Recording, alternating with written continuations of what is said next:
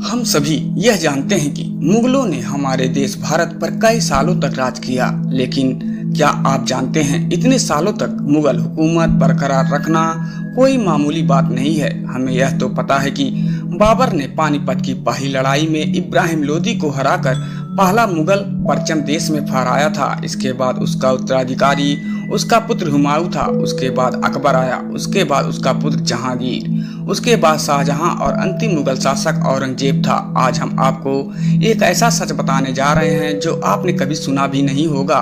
अक्सर इसका किताबों में भी कोई वर्णन नहीं मिलता है।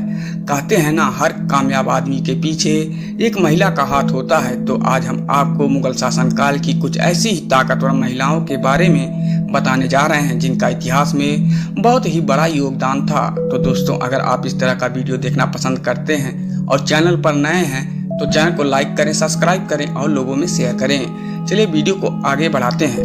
नंबर 1, दिलरास बानो बेगम। यह नाम आपने शायद ही पहले कभी सुना होगा। दिलरास बानो बेगम मुगल के आखिरी शहंशाह औरंगजेब की पहली बीवी थी। इन्हें अपने मरणोपरांत खिताब राबिया उद दौरानी के नाम से भी जाना जाता है। इनका जन्म 1662 में हुआ था। वो मिर्जा बदियुद्दीन सफवी और नौरस बानो बेगम की बेटी थी। इनके परिणाम स्वरूप वे सफवी राजवंश की शहजादी थी। 1637 में उनके विवाह शहजादे औरंगजेब से करवा दिया गया था। कहा जाता है कि इनकी पहले ही 5 संतानें थीं और साल 1657 में संभवतः जच्चा संक्रमण की वजह से ही इनकी मौत हो गई थी। नंबर 2, मरियम उज जामनी।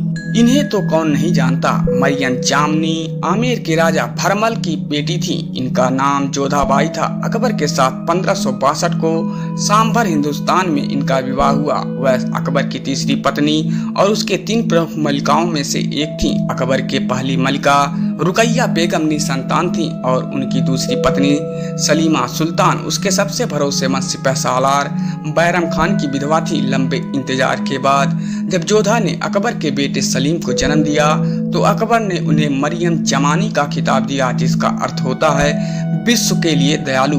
बाद में यही सलीम जहांगीर के नाम से जाना गया। यह जोड़ी इतिहास की सबसे कामयाब जोड़ियों में से एक मानी जाती है, परंतु एक राजपूती राजकुमारी का विवाह एक मुगल बादशाह से इस बात पर कई विरोध होते रहे और बहुत से लोगों ने इसका विरोध भी किया। नंबर 3, जहां आरा बेगम। माना जाता है कि जहां आरा बेगम सम्राट शाहजहां और महारानी मुमताज महल की सबसे बड़ी बेटी थीं।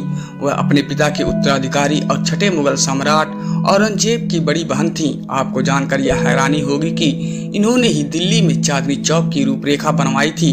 1631 में मुमताज महल की असामयिक मृत्यु हो जाने के बाद 17 वर्षीय जहां आरा ने अपनी मां को मुगल साम्राज्य की फर्स्ट लेडी घोषित कर दिया था। इस तथ्य के बावजूद कि उनके पिता की 3 पत्नियां और भी थीं, वह शाहजहां की पसंदीदा बेटी थीं और उसने अपने पिता के शासनकाल में प्रमुख राजनीतिक प्रभाव को समाप्त कर दिया था, जिसके बाद उन्हें साम्राज्य की सबसे शक्तिशाली महिला के रूप में भी आज भी जाना जाता है। नंबर 4, गुलबदन बानो बेगम। माना जाता है कि साल 1523 में गुलबदन का जन्म अफगानिस्तान के काबुल में हुआ था। बचपन में ही उनके पिता जहीरुद्दीन बाबर का इंतकाल हो गया, जिसके बाद उनकी सौतेली मां माहम बेगम ने उन्हें गोद ले लिया था।